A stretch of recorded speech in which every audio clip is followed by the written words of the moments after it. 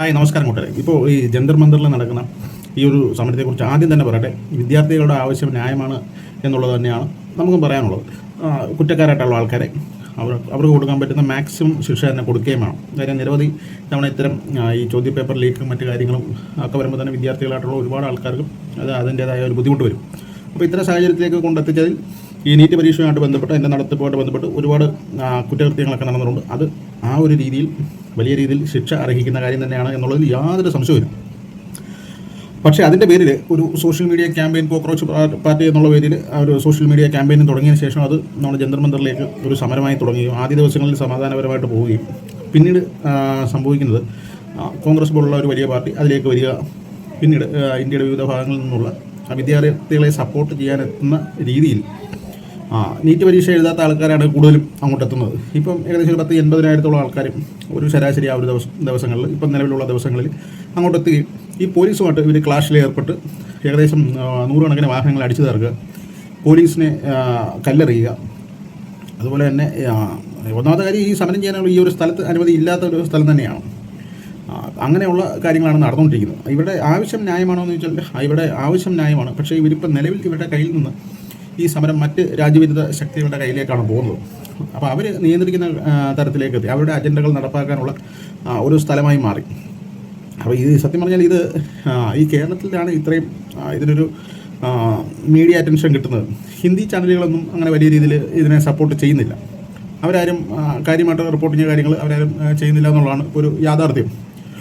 ഇപ്പം നിലവിലത്തെ സ്ഥിതി, പ്രധാനമന്ത്രി തന്നെ കഴിഞ്ഞ ദിവസം രാത്രി ഈ യുവാക്കൾക്ക് വേണ്ടി സംസാരിച്ചിട്ടുണ്ട്. അവരുടെ ഭാഗത്തു നിന്നുകൊണ്ട് തന്നെയാണ് സംസാരിച്ചിരിക്കുന്നത്. കുറ്റക്കാരെ കണ്ടെത്തി ശിക്ഷിക്കുന്നതിന് വേണ്ടിയിട്ടുള്ള കോടതി ഫാസ്റ്റ് ട്രാക്ക് കോടതിയുടെ കാര്യങ്ങളും മറ്റു കാര്യങ്ങളൊക്കെ പറഞ്ഞിട്ടുണ്ട്. പിന്നെ യുവാക്കൾക്ക് വേണ്ടിയിട്ടുള്ള കാര്യങ്ങളെല്ലാം ചെയ്തു കൊടുക്കും എന്ന് തന്നെയാണ് പറഞ്ഞിരിക്കുന്നത്.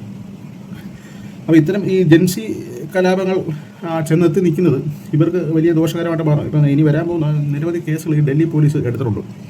ഡൽഹി പോലീസ് എടുത്തിരിക്കുന്ന FIRകളിൽ വളരെ ഗുരുതരമായി പോലീസിനെ ആക്രമിച്ചവരുടെ ദൃശ്യങ്ങളൊക്കെ വെച്ചുകൊണ്ട് അവരുടെ വിരലടയാളങ്ങളെല്ലാം ചേർത്ത് വെച്ചുകൊണ്ട് പിന്നീട് ഈ രജിസ്റ്റർ ചെയ്ത കേസുകളിൽ ഈ സമരം കഴിഞ്ഞാലും ആളുകളെ അറസ്റ്റ് ചെയ്യും. ഇതൊരു വലിയ രാഷ്ട്രീയ പാർട്ടിയുടെ ഭാഗമായിട്ടുള്ള ഒരു പ്രൊപ്പഗണ്ട അല്ലാത്തതുകൊണ്ട്, സമരം അല്ലാത്തതുകൊണ്ട് തന്നെ ഇവരെ സപ്പോർട്ട് ചെയ്യാൻ ആരും കാണത്തില്ല. ഈ കേസ് വരുമ്പോൾ ഒരാവേശത്തിന് ഇറങ്ങി ചെന്ന ചെറുക്കന്മാരെല്ലാം അനുഭവിക്കേണ്ടി വരും. നല്ല രീതിയിൽ കേസ് പറയാനായിട്ട് നല്ല രീതിയിൽ പാടുപെടേണ്ടി വരും. കാര്യം ഡൽഹി പോലീസ് എടുത്തിരിക്കുന്ന കേസ് വളരെ കൃത്യമായിട്ട് അവർ നല്ല രീതിയിൽ വീഡിയോ തെളിവ് സഹിതം കോടതിയിൽ എത്തിക്കും. അതിന് ശിക്ഷ കിട്ടുമെന്നുള്ള കാര്യം ഉറപ്പാണ്. ചിലപ്പോൾ വർഷങ്ങളോളം ചിലപ്പോൾ ജയിലിൽ തുടരേണ്ടി വരും. അല്ലാതെ തന്നെ NSA ആക്ട് പ്രകാരം ഉള്ള കേസ് വേറെയുണ്ട്. കടന്നു കയറി അക്രമം നടത്തുന്നതിന് വിചാരണ ഇല്ലാതെ തന്നെ ഇവരെ തടങ്കിലാക്കാനുള്ള കേസ് വേറെ എടുത്തിട്ടുള്ളൂ. അപ്പം ഈ സംഗതി എന്ന് പറയുന്നത് ഇവിടെ ആവശ്യം ന്യായമാണെങ്കിൽ ന്യായമായിട്ടുള്ള രീതിയിൽ സമരം ചെയ്യുന്നതിന് യാതൊരുവിധ തടസ്സമില്ല. പക്ഷേ ഈ സമരത്തിൻ്റെ രീതി മാറി. ഇവർക്ക് വേണ്ടിയിട്ട് കേന്ദ്ര സർക്കാരുമായിട്ട് ബന്ധപ്പെട്ട് പറയുന്നത് ഇവർ ഒരു സംഘടിതമായിട്ടുള്ള ഒരു രൂപം കൈവരുന്നതിന് കൃത്യമായിട്ടുള്ള ഫണ്ടിങ്, സാമ്പത്തിക സോഴ്സുകളൊക്കെ എവിടെയൊക്കെയാണെന്ന് കണ്ടെത്തുന്നു. ഇപ്പം നിലവിൽ നടന്നുകൊണ്ടിരിക്കുന്നത് ഇവ ഈ ഒരു സ്ഥലത്തേക്ക് എത്താനായിട്ട് ട്രെയിനുകളിൽ ഗ്രൂപ്പായിട്ടുള്ള ബുക്കിംഗ് നടക്കുന്നുണ്ട്. അതുപോലെ തന്നെ ഫ്ലൈറ്റ്, നമ്മുടെ കേരളത്തിൽ നിന്ന് നടക്കുന്ന നിരവധി ആക്ടിവിസ്റ്റുകൾ, സിനിമാ താരങ്ങളൊക്കെ പോയിട്ടുണ്ട്. അപ്പോൾ ഇവരെയൊക്കെ കൊണ്ടുപോകുന്നത് ഇവരുടെ സ്വന്തം കയ്യിൽ നിന്നുള്ള പണം മുടക്കൊന്നുമല്ല, ഇവർ ഗ്രൂപ്പ് ബുക്കിംഗ് നടക്കുന്നുണ്ട്. ഈ ആക്ടിവിസ്റ്റുകൾക്ക് അവിടെ ചെല്ലാനും അവരുടെ ഹോട്ടൽ ബുക്കിംഗ്, ഇവരുടെ ഭക്ഷണം, ഇവരുടെ ഈ പിന്നെ ജന്തർ മന്ദറിലേക്കും തിരിച്ചും ഹോട്ടൽ റൂമിലേക്കുമുള്ള വാഹന സൗകര്യങ്ങൾ, ഇതെല്ലാം ചെയ്തു കൊടുക്കാനായിട്ട് ആക്ടിവിസ്റ്റുകൾക്ക് പ്രത്യേക ഗ്രൂപ്പ് കാര്യങ്ങളുണ്ട്. ഇതെല്ലാം ഫണ്ട് ചെയ്യുന്നുണ്ട്. ഇപ്പം നമ്മൾ കരുതുന്ന പോലെ ഇതാരും സ്വന്തം കയ്യിൽ നിന്ന് പൈസ എടുത്തിട്ട് പോകുന്നതല്ല. പിന്നെ ഇവിടുന്ന് കുറേ സോഷ്യൽ മീഡിയ വ്ളോഗർമാരെ കൊണ്ടുപോയിട്ടുണ്ട്. എറണാകുളത്ത് നിന്ന് ഏകദേശം ഒരു 10-18ഓളം വ്ളോഗർമാരെ, അത്യാവശ്യം മില്യൺസ് ഫോളോവേഴ്സുള്ള വ്ളോഗർമാരെ കൊണ്ടുപോയിട്ടുണ്ട്. ഇവരും പെയ്ഡാണ്. ഇവരുടെയും ഫ്ലൈറ്റ് ടിക്കറ്റുകളെല്ലാം ഈ ഗ്രൂപ്പ് ആക്ടിവിസ്റ്റുമായിട്ട് ബന്ധപ്പെട്ട ഗ്രൂപ്പുകളൊക്കെ എടുക്കുന്നതാണ്. അപ്പോൾ ഇതിനൊക്കെ ഫണ്ട് എവിടെ നിന്ന് വരുന്നു എന്നുള്ള ചോദ്യത്തിന് കൃത്യമായിട്ടൊരു മറുപടിയില്ല. അപ്പം പിന്നെ കഴിഞ്ഞ ദിവസം വരെ അവിടെ യഥാർത്ഥത്തിൽ നടന്നുകൊണ്ടിരുന്നത് ഫുഡ് വലിയ ഇവിടെ ചെന്ന് ഇപ്പം കഴിഞ്ഞ ശരാശരി 80,000 പേരോളം അവിടെ ഉണ്ട്. ഓരോ ദിവസവും വന്നിട്ടും പോയിട്ട് നിൽക്കുന്നുണ്ട് ആൾക്കാർ. ഇവർക്ക് എല്ലാവർക്കും വളരെ കൃത്യമായിട്ട് ഫുഡ് കിട്ടുന്നുണ്ട്. 3, 4 നേരം, 5 നേരം, 6 നേരം കഴിക്കാനുള്ള ഫുഡും ഉണ്ട്. നിങ്ങൾക്ക് ഫുഡ് പഴങ്ങൾ വേണമെങ്കിൽ പഴങ്ങളുണ്ട്, ജ്യൂസ് വേണമെങ്കിൽ ജ്യൂസുണ്ട്, പിന്നെ ബർഗർ വേണമെങ്കിൽ ബർഗറുണ്ട്, ബിസ്ക്കറ്റ് വേണമെങ്കിൽ ബിസ്ക്കറ്റുണ്ട്, സമൂസ വേണമെങ്കിൽ സമൂസയുണ്ട്, ചായയുണ്ട്, പിന്നെ ബിരിയാണി ഉച്ചയ്ക്ക് വരുന്നുണ്ട്, മന്തി, അങ്ങനെയുള്ള എല്ലാ ഐറ്റങ്ങളും ഇവിടെ ഉണ്ട്. ഈ കഴിഞ്ഞ ദിവസം തൊട്ടാണ് ഈ ഇന്ത്യയുടെ വിവിധ ഭാഗങ്ങളിൽ നിന്നുള്ള ആളുകൾ ഈ സൊമാറ്റോ വഴിയൊക്കെ ഓർഡർ ചെയ്യാൻ തുടങ്ങിയത്. പക്ഷേ അത് വളരെ ലിമിറ്റഡ് നമ്പർ ഓഫ് ആൾക്കാർക്ക് എത്തുള്ളൂ. നമുക്കറിയാം ഡൽഹിയിലും പരിസരത്തുമായിട്ട് ഏറ്റവും ടോപ്പായിട്ട് ഈ ജന്തർ മന്ദറിലേക്ക് ഒരു 1000, 1500 അല്ലെങ്കിൽ 2000 ഓർഡറുകളൊക്കെ ഡെലിവറി ചെയ്യാൻ സാധിക്കത്തുള്ളൂ. അതായത് ഈ സൊമാറ്റോ, സ്വിഗ്ഗി എല്ലാം കൂടെ കൂട്ടി എല്ലാ ഓൺലൈൻ പ്ലാറ്റ്ഫോമുകളുടെ ഈ ഒരു എക്സാക്ട് ലൊക്കേഷനിലേക്ക് വളരെ കുറച്ച് ഓർഡർ എത്തിക്കാൻ സാധിക്കത്തുള്ളൂ. ഒന്നാമത് റോഡ് ക്ലോസ്ഡാണ്. പിന്നെ തൊട്ടടുത്തുള്ള ഈ ഹോട്ടലുകളിൽ നിന്ന് ചെറിയ ചെറിയ പാക്കറ്റിനകത്ത് ഒരു ഒറ്റ ഓർഡറിനകത്ത് ഒരു ഡെലിവറി ബോയ്ക്ക് എത്ര മാക്സിമം എത്ര കൊണ്ടുപോകാൻ പറ്റും? ഒരു 10-12 ഓർഡറേ കൊണ്ടുപോകാൻ പറ്റും. അല്ലെ 20 കൊണ്ടുപോയെന്ന് വെച്ചോ, അല്ലെ 30 കൂട്ടി. ഈ 80,000-ഓളം പേർക്കും ഈ ഫുഡ് കിട്ടുന്നത് ഈ പറയുന്ന ഓൺലൈൻ ഡെലിവറി കൂടെ അല്ലല്ലോ. ബാക്കി എല്ലാവർക്കും ഫുഡ് കിട്ടുന്നത് വമ്പൻ കാറ്ററിംഗ് സർവീസുകളെ ഇവർ ഹയർ ചെയ്തിട്ടുണ്ട്. ഒരു 10-40 കാറ്ററിംഗ് സർവീസുകളാണ് ഇവർക്കുള്ള ഫുഡ് വിവിധ ഈ സമരം നടക്കുന്നതിൻ്റെ വിവിധ ഏരിയകളായിട്ട് ഈ ജന്തർ മന്ദറിന് പുറത്തും അതിൻ്റെ ഔട്ടർ സൈഡിലും ഇന്നറിൽ ഒക്കെ ആയിട്ട് വിവിധ സ്ഥലങ്ങൾ ഇങ്ങനെ നിരത്തി വെച്ചിട്ടുണ്ട്. റോഡ് സൈഡിലും മതിലിനോട് ചേർന്നൊക്കെ ഒരുപാട് സ്ഥലത്ത് വെച്ചിട്ടുണ്ട്. അപ്പോൾ ഇത് ആവശ്യക്കാർക്ക് ആവശ്യം പോലെ എടുത്ത് കഴിക്കാം. ഫുഡ് തീരുന്നതിനനുസരിച്ച് അടുത്ത വരുന്നുണ്ട്. അപ്പോൾ ഇവരുടെ വാനുകളിൽ, പിക്കപ്പ് വാനുകളിൽ എല്ലാം വന്നുകൊണ്ടിരിക്കുക. അപ്പം ഇവർക്കാണ് ഇവിടെ നിന്ന് ഫണ്ട് കൊടുക്കുന്നത്. അപ്പോൾ ഇവർ ഇത്രയും വലിയ ഈ കാറ്ററിംഗ് സർവീസുകൾക്ക് പണമില്ലാതെ ചെയ്യാൻ പറ്റത്തില്ല. ഇത്രയും നമ്പർ ഓഫ് കാറ്ററിംഗ് സർവീസുകൾക്ക് പണം കൊടുക്കണമെങ്കിൽ അതിൻ്റേതായ ഫണ്ട് അവർക്ക് കിട്ടിയാൽ മാത്രമേ പറ്റൂ. കാര്യം ചെറിയ ആൾക്കാർക്കല്ലോ, ഇത്രയും ആൾക്കാർക്ക് നമ്മുടെ നാട്ടിലെ കലോത്സവമൊക്കെ നടക്കുമ്പോൾ എങ്ങനെയാണോ ഫുഡ് ഉണ്ടാക്കുന്നത് അതുപോലെ തന്നെയാണ് ഇപ്പോൾ അവിടെയും ഫുഡ് ഉണ്ടാക്കുന്നത്. അത് ഡൽഹിയുടെ കുറച്ച് ഔട്ടർ സൈഡിൽ ഉള്ള കാറ്ററിംഗ് സർവീസുകൾ അവർ ഫുഡ് ഉണ്ടാക്കിയിട്ട് ബോക്സുകളിലും മറ്റു കാര്യങ്ങളിലും പാത്രങ്ങളിലും ഒക്കെ ഈ സ്ഥലത്തേക്ക് വിവിധ വാഹനങ്ങളിൽ എത്തിക്കുകയാണ് ചെയ്യുന്നത്. അപ്പോൾ ഇത്തരം വാഹനങ്ങളിലൊക്കെ എത്തിക്കുമ്പോൾ ഇതിനെക്കുറിച്ച് ആരും ചിന്തിക്കുന്നില്ല. ഇവർക്ക് ആരാണ് ഫണ്ട് കൊടുക്കുന്നതെന്ന് ഈ പുറത്ത് നിൽക്കുന്നവർക്ക് മനസ്സിലാവുന്നില്ല. കഴിഞ്ഞ ദിവസം ഞാൻ ഇതിനെക്കുറിച്ച് ഫേസ്ബുക്കിൽ ഒരു വീഡിയോ ഇട്ടപ്പോൾ അജു എന്ന് പറയുന്ന ഒരാൾ റിയാക്ട് ചെയ്തിട്ടുണ്ട്. പുള്ളി പറയുന്നത് ഈ ഓൺലൈൻ ഓർഡറാണ്. എൻ്റെ പൊന്ന സുഹൃത്ത് അജുവിനോടാണ്, ഈ ഓൺലൈൻ സൊമാറ്റോ ഇവർക്ക് കൊടുക്കുന്നതിനൊരു പരിധിയുണ്ട്. മാക്സിമം പോയാൽ 5,000 ഓർഡർ കൊടുത്തു വെച്ചു. പക്ഷേ ഈ 80,000 ആൾക്കാർ അവിടെ ഫുഡ് കഴിക്കുന്നുണ്ട്. ഈ 80,000 90,000 വന്ന ആൾക്കാർ മുഴുവനും ഫുഡ് കഴിക്കുന്നുണ്ട്. അവർക്ക് ഇഷ്ടംപോലെ കഴിക്കാനുണ്ട്. വെള്ളമുണ്ട്, ബിസ്ക്കറ്റുണ്ട്, ബർഗറുകളുണ്ട്, ഈ സമൂസകളുണ്ട്, ആവശ്യത്തിന് ഫുഡുണ്ട്. അതിൽ ആ ഒരു കാര്യത്തിൽ അവർ അഭിനന്ദിക്കുകയും കൂടെ വേണം ഈ ഇത്രയും ഫുഡ് അറേഞ്ച് ചെയ്യുന്നതിന്. പക്ഷേ ഇതിനുള്ള ഫണ്ട് ആര് കൊടുക്കുന്നു? കാര്യം ഇവർ പബ്ലിക്കായിട്ട് ഇതുവരെ പൈസ പിരിച്ചിട്ടില്ല. പബ്ലിക്കായിട്ട് പൈസ പിരിച്ചെങ്കിൽ നമുക്കറിയാം. അതേസമയം കോൺഗ്രസ് നടത്തുന്നെങ്കിൽ ഈ ഒരു ചോദ്യത്തിൻ്റെ ആവശ്യമില്ല. കാര്യം അവരുടെ ഇഷ്ടംപോലെ പൈസയുണ്ട്.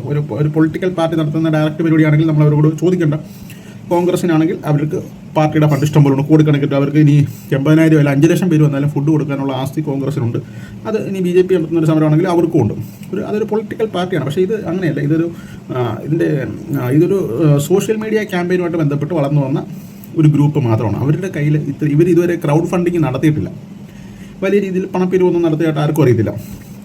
പിന്നെ ഈ സാധ്യതയുള്ളത് പുറത്തുനിന്ന് എക്സ്റ്റേണലി ഫണ്ട് ഇവർക്ക് വരുന്നുണ്ട് എന്നുള്ളതാണ്.